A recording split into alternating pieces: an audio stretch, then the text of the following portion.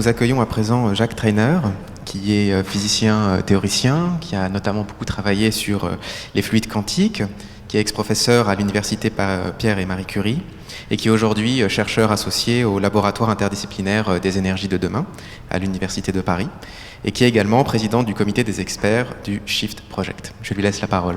Ma présentation va être un peu spéculative, mais j'espère que ces spéculations sont fondées, enfin vous en jugerez vous-même. Donc le titre, c'est « Les scénarios les plus pessimistes du GIEC sont-ils réalistes ?» Et si j'ai ce titre, c'est parce que je vais avoir tendance à répondre non, sinon ça serait pas utile de faire ça. Et simplement, on va essayer de voir si c'est une bonne nouvelle ou pas. A priori, on pourrait se dire c'est une bonne nouvelle, puisque les plus pessimistes du point de vue des émissions de gaz à effet de serre, hein, bien sûr, c'est de ça qu'il s'agit.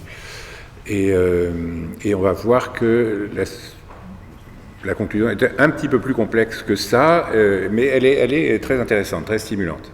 Quand on regarde, mon point de départ, ça va être ça, c'est-à-dire les trajectoires d'émissions sur lesquelles les modélisateurs du climat travaillent dans le cadre du groupe 3 du GIEC, c'est-à-dire effectivement à quoi il faut s'attendre, à quoi on peut s'attendre compte tenu de ce que va faire l'humanité, la mitigation, l'adaptation, etc. C'est dans ce cadre-là. Alors, ce que font les équipes, je ne sais pas, il y a une quarantaine d'équipes de modélisateurs du climat à travers le monde, eh bien, ils font des scénarios avec des conditions aux limites fixées, les mêmes pour tout le monde.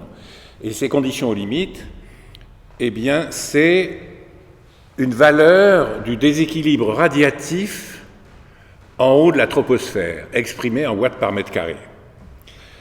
Alors, c'est ça qui explique les nombres que vous voyez là. Alors, dans le précédent rapport, ça s'appelait des RCP, des Representative Concentration Pathways, et 2,5, 4,5, 6, 8,5, c'était ce déséquilibre radiatif exprimé en watts par mètre carré, donc en haut de la troposphère, et qui induit, ce déséquilibre, qui induit par retour à l'équilibre, un réchauffement global.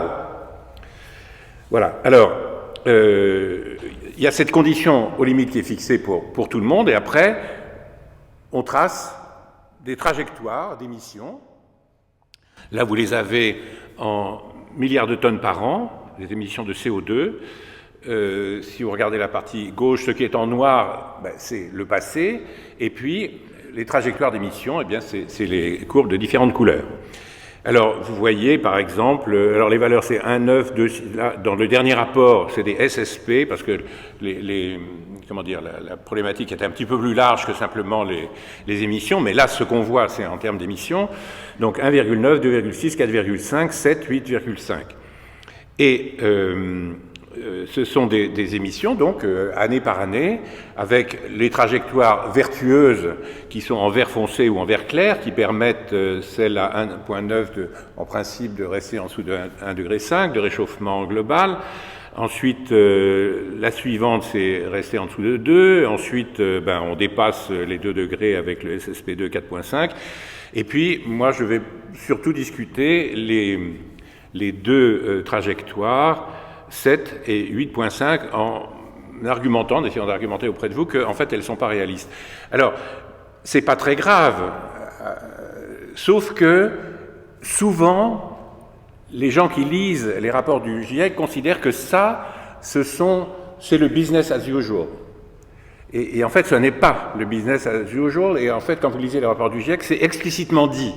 C'est-à-dire qu'ils ont pris des valeurs comme ça, qui conduisent à des réchauffement de plus de 5 degrés, etc., pour regarder ce qui se passe. Donc ça a une valeur pédagogique, si vous voulez, de dire on pousse tous les curseurs, et puis on regarde ce que ça donne, et ça exagère les tendances, donc on voit mieux là où un climat tempéré devient désertique, etc., etc. Bon, ou aride, et puis ensuite de aride à désertique, etc. Mais c'est quand même intéressant de voir la raison pour laquelle je pense que ces deux trajectoires ne sont pas réalistes. Alors, là, ce sont des trajectoires d'émissions, année par année, et donc l'intégrale sous les courbes, l'intégrale sous les courbes, à partir de la fin de la courbe noire, c'est-à-dire le passé pour l'avenir, l'intégrale sous les courbes représente ce que, dans tel ou tel scénario, on suppose qu'on va émettre d'ici 2100. L'horizon temporel, c'est 2100. Et quand vous calculez ces intégrales, enfin l'air sous la courbe, eh bien vous voyez que pour le 8.5, c'est 7800 milliards de tonnes de CO2, et pour le SSP7, c'est 5300 milliards de tonnes de CO2. Je vous rappelle que nous émettons en CO2, c'est du CO2 seulement. En CO2, nous émettons, pas tout à fait, mais pas loin de 40 milliards de tonnes par an. Là, vous voyez les chiffres, c'est 7800, 5300. Bon, les conséquences de ces trajectoires, je vous les résumer, on ne va pas s'apesantir là-dessus, c'est de rester en dessous de 1,5, rester en dessous de 2, ou bien diverger avec les trajectoires 8.5 et 7.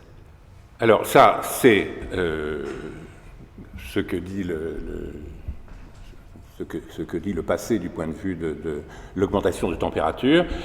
On est à 1,2 à peu près par rapport à l'ère pré-industrielle. Et ça grimpe avec enthousiasme, voilà, c'est une courbe à peu près linéaire. Alors, essayons d'interroger maintenant ces deux trajectoires du pire.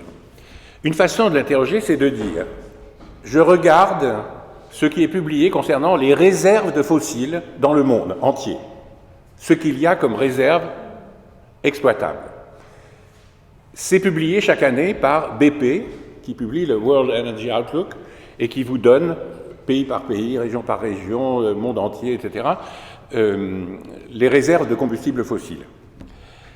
Alors, premier truc, ultra simple, c'est de dire, je suppose que je brûle tout ce que je connais, tout ce qui est publié concernant les réserves de combustibles fossiles. Alors, on sait que si on brûle du charbon, eh bien, ça produit du CO2, c'est 4,1 tonnes de CO2 par TEP de charbon, par tonne équivalent pétrole de charbon. Si on brûle du pétrole, eh bien, on émet 3,1 tonnes de CO2 par TEP, et puis si c'est du gaz, eh bien, c'est 2,4 tonnes de CO2 par TEP. Si vous prenez les valeurs publiées des réserves, c'est 505 gigatep de charbon, 220 gigatep de pétrole et 210 gigatep de gaz. Donc, vous faites la somme pondérée, et puis vous avez les émissions produites par la combustion de tous les fossiles d'ici la fin du siècle. Et vous trouvez 3257. Les trajectoires que je vous ai montrées tout à l'heure, c'était pour la trajectoire 7 watts par mètre carré de déséquilibre, c'était 5300, et pour le 8.5, c'était 7800. Donc vous voyez que ce n'est pas un petit détail.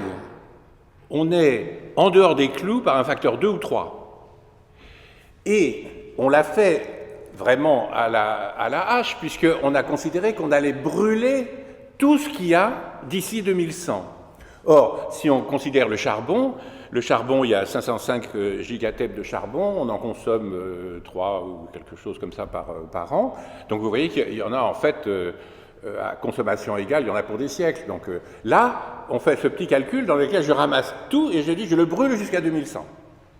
Et vous voyez que je ne suis pas capable de produire les trajectoires 7 et 8.5, je ne suis pas capable de les produire parce qu'il n'y a pas assez de fossiles dans le sol. Déclarés, en tout cas, par BP ou l'AIE. Comment on peut creuser ? D'une part, on peut dire, mais est-ce que les valeurs des réserves telles qu'elles sont publiées sont fiables ? Et d'autre part, est-ce qu'on ne peut pas avoir un modèle un peu plus sérieux que de dire je brûle tout ce que j'ai jusqu'à 2100 ? Est-ce que je ne peux pas faire un modèle un peu plus détaillé ? Donc on va regarder un petit peu ces deux choses-là. Et d'abord, sur la question du modèle. Il y a un modèle qui est très largement utilisé, pas simplement pour les réserves de combustibles fossiles et leur exploitation, mais pour, je suppose que Olivier en a parlé dans sa conférence sur les matériaux. Quand on a une ressource en quantité finie et qu'on sait ce qui s'est passé dans le passé, eh bien, il y a un modèle qui existe depuis 1956, qui est dû à un géologue de l'époque qui s'appelait Marion King Hubbert, et qui s'est posé la question des réserves et de l'épuisement des réserves de pétrole aux États-Unis. c'est en 1956, lors d'une conférence de géologie, et il prévoit qu'il y aura un pic de production au début des années 70. Ça passe plus ou moins inaperçu, et puis en fait, il y a effectivement un pic, bon, c'est les pics pétroliers, etc., c'est associé à cette affaire des pics pétroliers des années 70, donc c'est relativement prédictif. Alors prédictif, il faut prendre ça avec des pincettes, c'est-à-dire c'est un outil pour réfléchir. Alors on va voir, je vais vous dire de quoi il est constitué. Les réserves, là, on se concentre sur des données sur l'énergie, donc la bonne énergie, c'est le milliard de tonnes équivalent pétrole. Alors, c'est compliqué d'estimer les réserves. Les réserves publiées, en fait, elles ne sont pas fiables. Elles sont purement déclaratives, ce sont les États qui déclarent ce qu'ils ont dans le sol chez eux, ou bien les grosses entreprises, et ce n'est pas vérifié par des géologues ou des instituts indépendants, etc. C'est purement déclaratif. Et BP enregistre tout ce qui est déclaré et puis le publie chaque année. Donc c'est intéressant, mais ce n'est pas vraiment fiable. Si vous aviez... Voyez, prenons un seul... Imaginons qu'il y a une ressource avec un seul champ. Au moment où on le découvre, si on est capable de dire combien il y a dedans, la réserve, ensuite, elle ne peut que diminuer. Si vous avez bien estimé ce qu'il y a dans le sol, la réserve ne peut que diminuer avec le temps. En fait, on s'aperçoit que les données publiées, elles n'arrêtent pas d'augmenter. Elles ne font qu'augmenter. Les réserves déclarées en charbon, en pétrole, en gaz ne font qu'augmenter au cours du temps. Alors, il y a deux raisons possibles à ça, au moins. La première, c'est que ça a mal été évalué au départ. Il y a du progrès technique qui fait que une partie de la réserve identifiée, on ne pouvait pas l'exploiter de façon commercialement intéressante à une époque. Et puis, comme on fait du progrès, finalement, on arrive à exploiter plus que ce qu'on pensait. Donc, ou bien on l'avait mal évalué, ou bien il y a du progrès technique qui fait que la réserve exploitable augmente au cours du temps. Et puis, il peut y avoir aussi des choses géopolitiques, c'est-à-dire les réserves qu'un État a dans le sol, c'est une donnée géopolitique. Parce que, par exemple, si on veut attirer des investisseurs, c'est pas terrible de dire qu'il n'y en a plus que pour 10 ans, ou 15 ans, ou 20 ans, etc. C'est plutôt intéressant de dire que non, il y en a plein, venez investir chez nous. Il peut y avoir des raisons plus politiques aussi. Au moment de la guerre Iran-Irak, il y a eu des surestimations, enfin des réévaluations des réserves de l'un et de l'autre parce que ça leur permettait d'exploiter plus, etc., parce qu'ils en avaient besoin. Bon, donc, c'est pas simple d'avoir des données fiables. Et les données publiques, elles sont pas fiables. On peut les analyser et essayer de les rendre un petit peu plus fiables. Par exemple, en essayant de voir quelle est la part dans les réserves des champs qui sont déjà identifiés dans le passé et quelle est la part des nouvelles découvertes. Alors, je ne vais pas entrer trop dans le détail ici, c'est pas très compliqué, mais bon, peut-être c'est pas le lieu de faire ça, mais il y a un truc qui s'appelle l'ASPO, l'Association for the Study of the Peak Oil, qui a développé une façon d'analyser les données concernant les réserves et qui permet de comprendre, d'une part, pourquoi les données ne sont pas fiables, pourquoi apparemment elles ont tendance à augmenter en permanence, et on peut arriver à séparer ce qui est la contribution aux réserves des champs de pétrole déjà connus dans le passé, et ce qui est nouveau. Et quand on fait cette séparation entre le passé et ce qui est nouveau, on s'aperçoit que les réserves, au lieu d'augmenter comme ça au cours du temps, elles sont en train de diminuer. Elles sont passées par un pic aux alentours des années 80-90, et que maintenant, pour le pétrole en tout cas, elles sont en train de diminuer. Ensuite, il y a des incertitudes concernant l'exploitation commerciale de ces réserves. Il y a parce qu'à cause du progrès technique, etc. Les professionnels, ils distinguent 3 P, les réserves prouvées, les réserves probables, les réserves possibles. Les prouvées, c'est à 90% ou 80% de chance, enfin de probabilité, on est sûr qu'on va les exploiter. Les probables, c'est qu'on ne sait pas bien, donc on met une probabilité de 50%, elle est possible, c'est 10%, voilà. Donc tout ça, ça peut s'analyser et on peut avoir des données plus fiables que les données publiées. Le truc marrant dans cette affaire, c'est que si on veut avoir des données plus fiables, eh ben, il faut payer, et c'est cher. Et donc, c'est pas à la portée de vous et moi que d'avoir les données des gens qui s'intéressent à ça et qui font payer pour les gens qui sont intéressés, les professionnels, disons, de ça, qui ont besoin vraiment de savoir ce qu'il y a dans le sol. Eh bien, ça coûte cher. Alors, heureusement, de temps en temps, il y a des géologues qui sont dans le business, qui prennent leur retraite, et un jeune retraité, c'est formidable parce qu'il a la parole un peu plus libre que quand il était en pleine activité. Donc il faut aller regarder et interroger les jeunes retraités, ça c'est très intéressant. C'est comme ça qu'on peut avoir... Bon. Donc il y a différentes façons d'essayer de recouper les choses. Bon.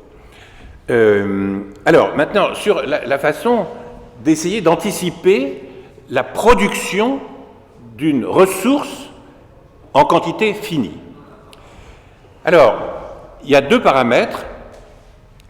On va appeler Q la quantité cumulée extraite jusqu'à aujourd'hui, dans le passé. On va appeler P la quantité extraite chaque année, exprimée en gigatep par an. P, c'est la dérivée discrétisée de Q, si vous voulez. Et puis, on essaye d'établir une relation entre P et Q, ce qui s'appelle, en langage mathématique, une équation différentielle, discrétisée en l'occurrence. Mais peu importe le vocabulaire, on n'a pas besoin de ça. Donc, on va essayer de construire une relation entre P et Q. Et au début de la production, on peut se dire, ce que j'extrais est proportionnel à ce que j'ai déjà extrait. Pourquoi ? Parce que ce que j'extrais, ça va me servir à construire des moyens pour augmenter la production, puisque c'est des ressources énergétiques, c'est intéressant, donc plus j'en ai, plus je vais pouvoir en avoir. Plus j'en ai, plus je peux en avoir, c'est un taux d'intérêt, donc c'est une évolution exponentielle dans laquelle vous avez P qui est proportionnel à Q. Voilà. Et ça, ce alpha, ce coefficient, bien, on peut le déduire de l'exploitation passée. Mais il faut que ça s'arrête, ça, parce que c'est une ressource en quantité finie. Donc Q ne peut pas dépasser une valeur Q max.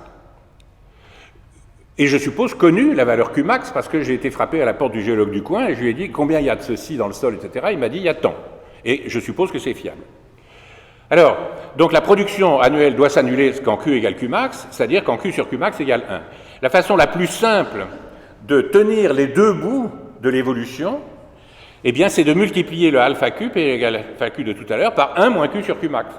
Parce que vous voyez que quand Q est petit devant Q max, la parenthèse est négligeable, et j'ai P égale alpha Q, et puis quand Q tend vers Q max, eh bien, la parenthèse tend vers 0, et donc P tend vers 0. Donc je tiens les deux bouts de l'évolution, bien, et puis après, je vais regarder ce que ça donne comme évolution.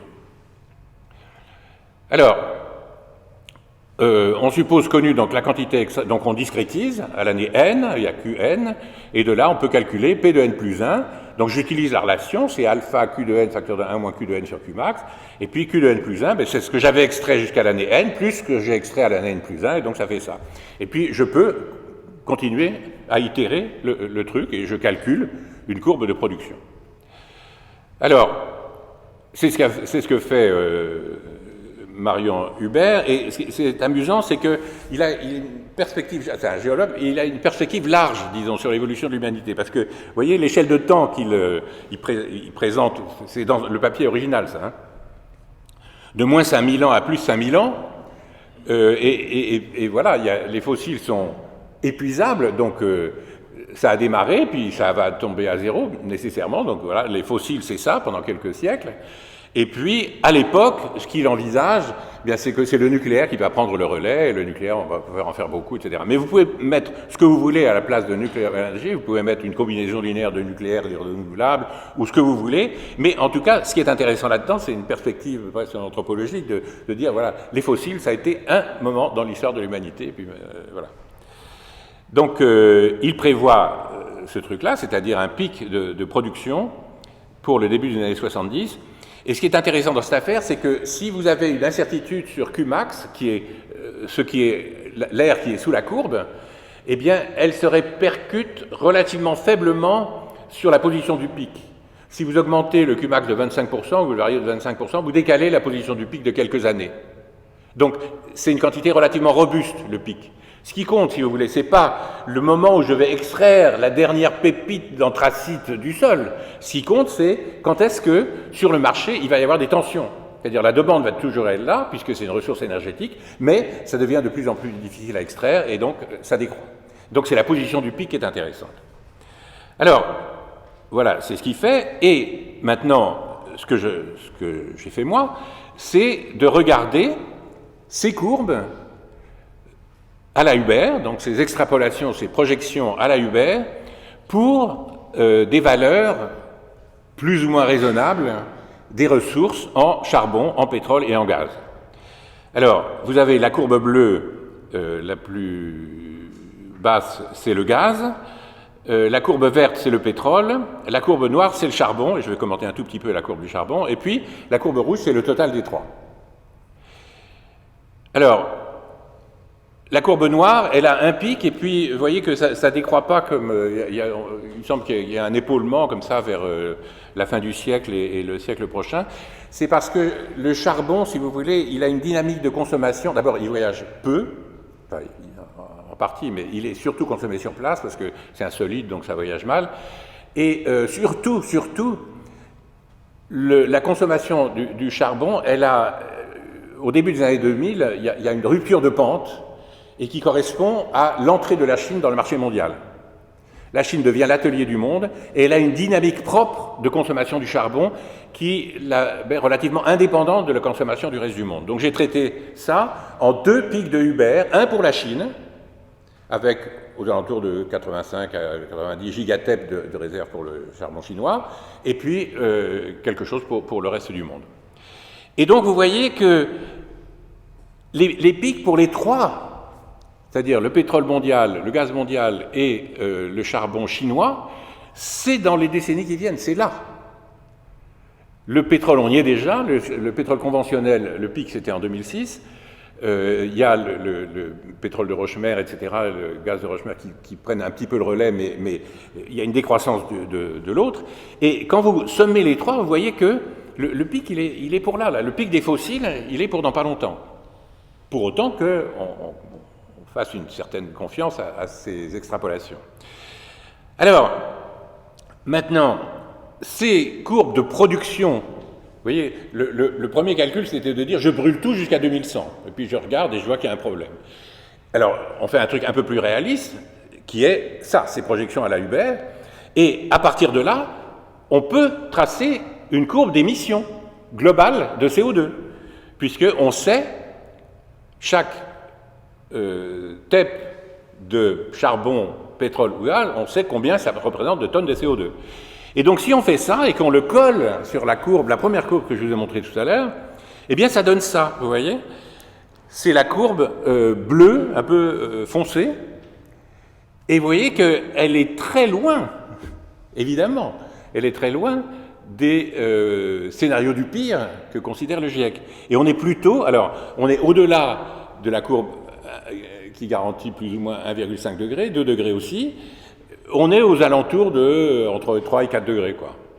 Mais il n'y a pas de quoi produire les scénarios du pire. Bon. Alors, est-ce une bonne nouvelle? Du point de vue de la température qu'on peut atteindre, c'est évidemment une bonne nouvelle. Il vaut mieux être sûr qu'on sera aux alentours de 3 à 4 degrés que de dire qu'on peut aller à 5 ou 6 degrés. Mais il faut revenir un petit peu en arrière à ça et voir que cette décroissance des ressources fossiles, eh bien, ça pose un problème.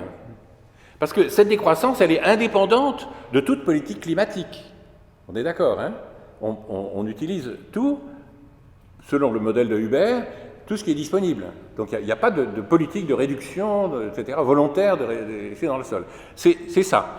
Et ça, c'est la géologie. Donc, si vous voulez, on se trouve avec ça, la leçon de ça, c'est qu'on se trouve avec une double contrainte sur les émissions de CO2. Il y a d'une part, si on ne veut pas faire dériver le climat, il faut tenir compte de la contrainte climatique pour les émissions de CO2.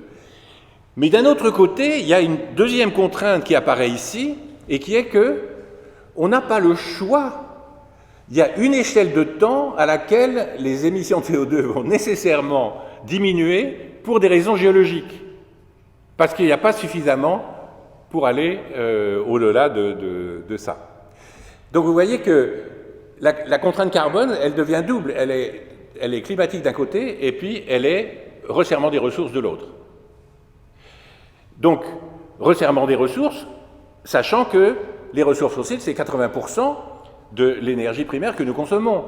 Et donc, toute politique, aujourd'hui, toute politique visant à réduire les émissions de CO2 en construisant des renouvelables, du nucléaire, enfin toutes les sources décarbonées qu'on a à notre disposition, ou bien en nous adaptant, en essayant d'adapter compte tenu du climat qui est déjà joué. Le climat 2050, il est déjà joué, il est indépendant de ce qu'on émet maintenant. C'est le climat de la fin du siècle qui va dépendre de ce qu'on émet aujourd'hui.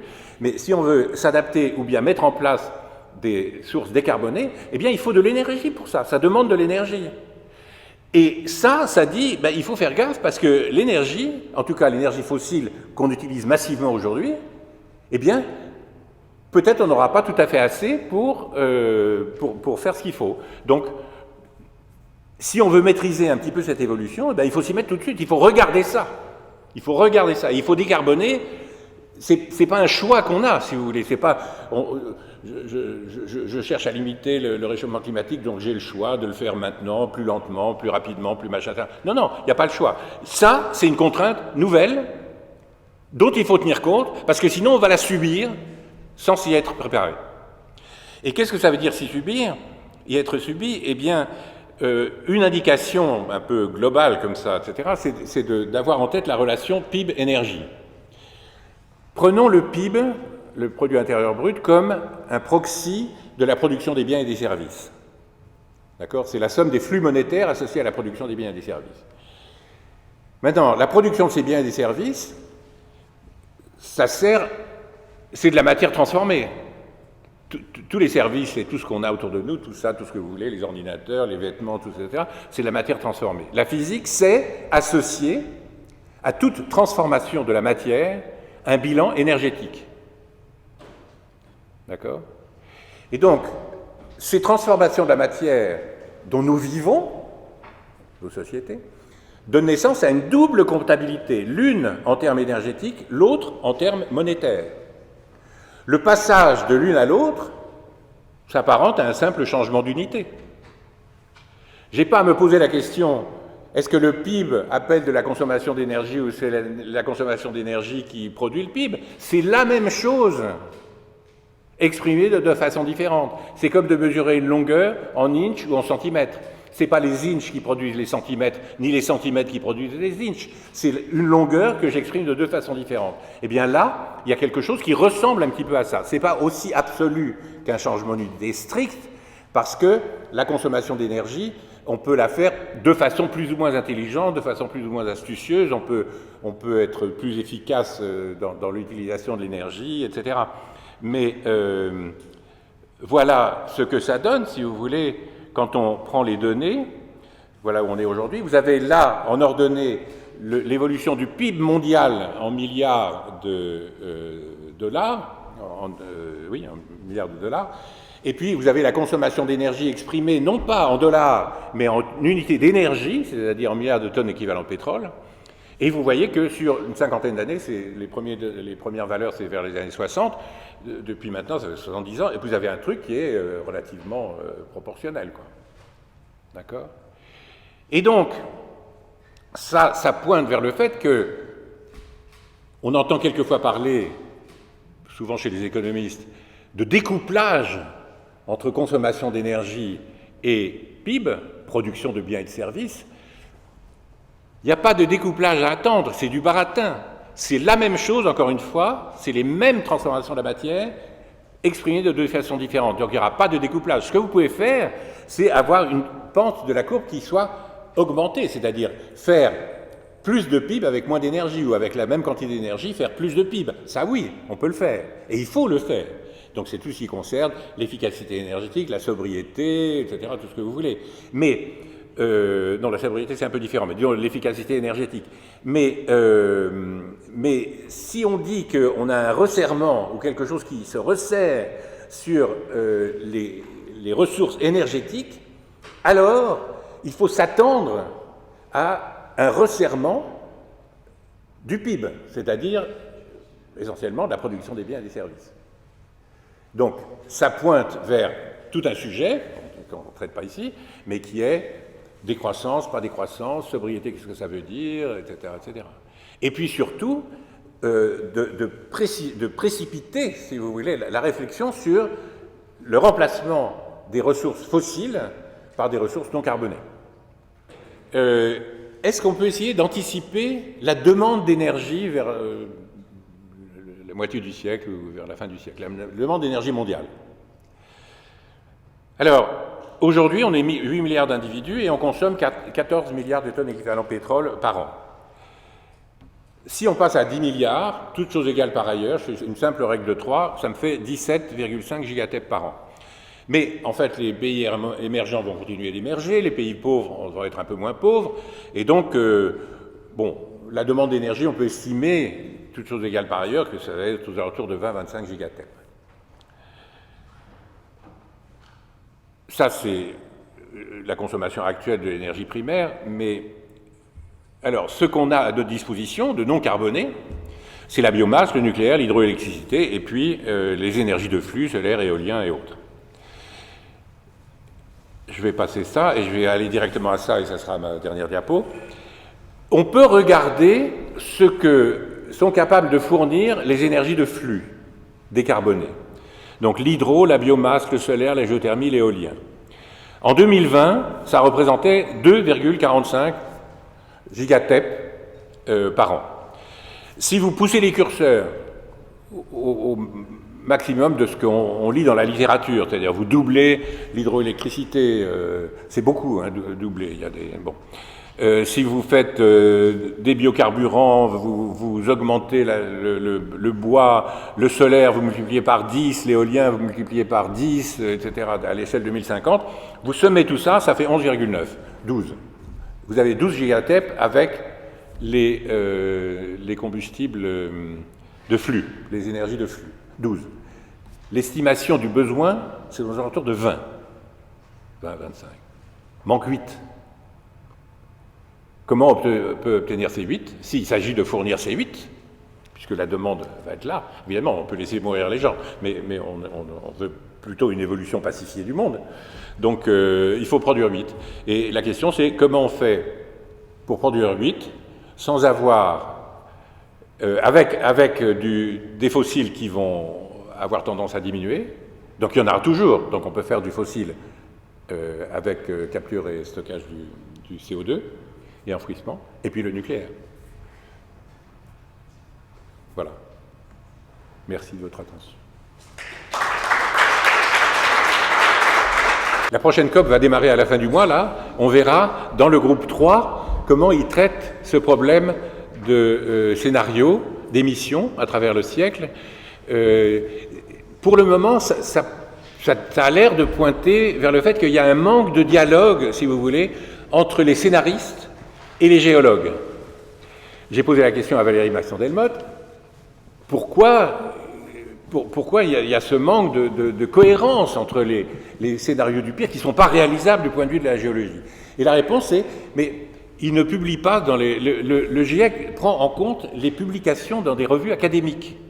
Mais les gens qui produisent du pétrole, du gaz ou du charbon, ils ont leur propre réseau de communication entre eux, ils ont leurs journaux, ils ont leur façon de communiquer, etc. Et ils ne publient pas dans des revues académiques. Donc ça n'apparaît pas véritablement. Ça commence un peu, hein, depuis le rapport numéro 6, ça commence à apparaître. Mais je pense que ça va continuer d'apparaître parce qu'il y a vraiment un problème de réalisme de ces scénarios. Et donc... Mais la raison donnée, c'est que voilà, ils ne publient pas dans les revues académiques, donc le GIEC n'en tient pas compte. Donc je vais commencer immédiatement la synthèse. Donc la question défi qui était la vôtre était de savoir si les scénarios qui sont ceux prédits par le GIEC, en tout cas les plus pessimistes d'entre eux, sont crédibles. Et votre présentation a vraiment eu l'immense mérite de répondre immédiatement à cette question, dès la deuxième phrase, par un non qui cependant ne fermait pas la porte à la réflexion, puisque vous avez immédiatement redoublé cette réponse par une nouvelle interrogation qui consistait à demander si c'était une bonne nouvelle. Et c'est ici que le doute s'est insinué, parce que vous avez expliqué que ce n'était pas sûr et qu'il y avait donc matière à raisonner.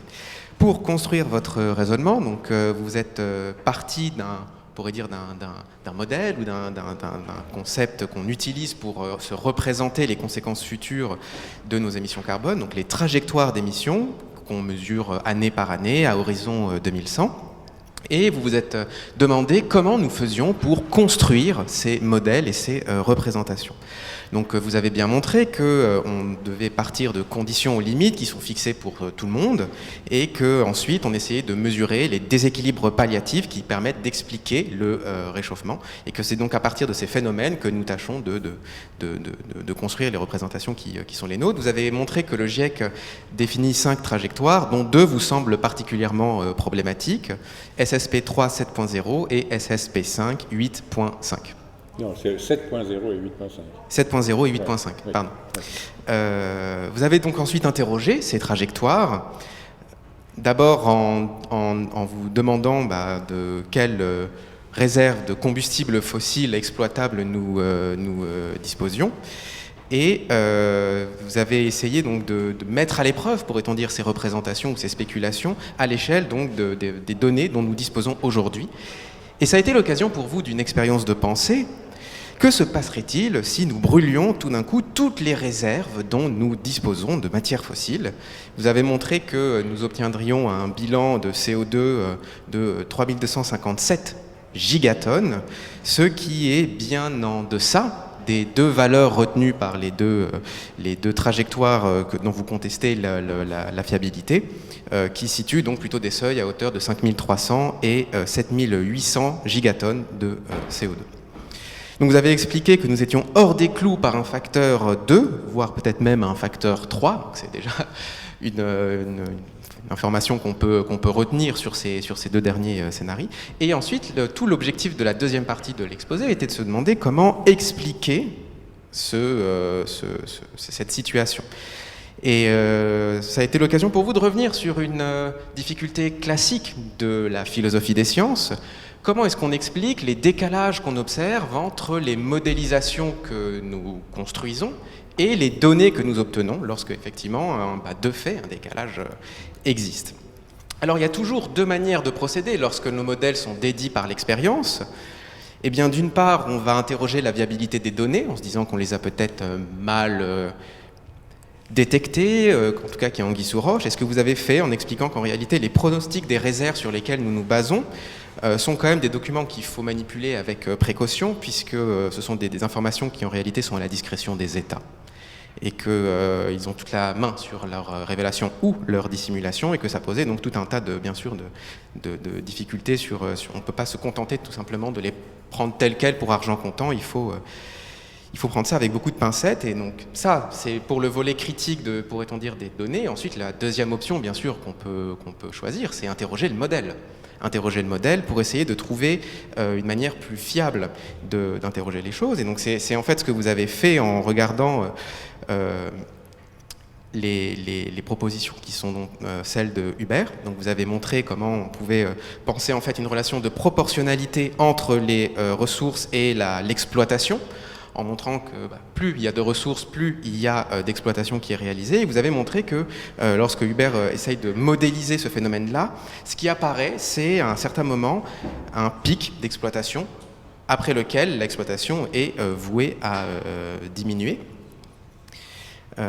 Et ensuite, tout l'objectif de votre exposé était d'utiliser ces courbes de Hubert pour montrer qu'elles-mêmes permettaient de dédire les pronostics du GIEC, en tout cas les deux courbes avec les résultats les plus élevés. Et vous nous avez montré qu'en réalité, s'il y a une courbe du GIEC qui est éventuellement proche du genre de modélisation que vous avez défendu, c'est SSP2 4,5. Oui. Donc voilà, qui semble être la modélisation la plus fiable, en tout cas la moins problématique à vos yeux. Pour conclure, vous avez montré que les ressources fossiles auxquelles nous sommes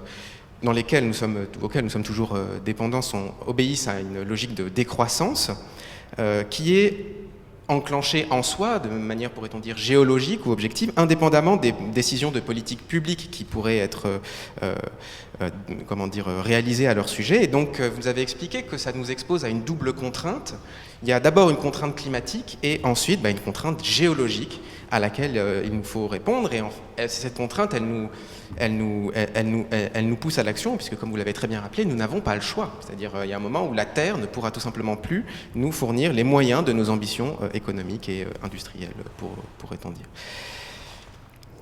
Pour conclure, vous avez insisté sur une idée qui me semblait très forte et très juste, en montrant la corrélation qui existe entre le PIB et la consommation d'énergie, en nous montrant qu'en réalité, on peut vraiment concevoir ces deux marqueurs comme un phénomène unique qu'on mesure de manière différente, simplement par un changement d'unité. Vous avez bien insisté sur le fait que ce n'est pas une identification stricte, c'est un peu plus fin comme opération réalisée, mais il y a quand même une interdépendance extrêmement forte entre ces deux détecteurs, ces deux manières en tout cas de mesurer le phénomène de notre utilisation des énergies fossiles, tout simplement parce que ce que nous mesurons grâce à elles, ce sont des transformations de matière. Et donc, comme c'est le même phénomène, c'est simplement des conversions d'unités. Ça a été l'occasion donc d'une petite leçon d'économie qui nous accompagnera pour le reste de la journée, et puis plus encore, je l'espère. Merci beaucoup à vous. On peut encore vous remercier. Merci. J'indique simplement qu'aujourd'hui, à 18h25, dans l'amphi C, nous avons une conférence de Bjerdo Neuer sur les trajectoires pour l'agriculture de demain, qui donc prolongera sans doute les réflexions qui ont été les nôtres aujourd'hui.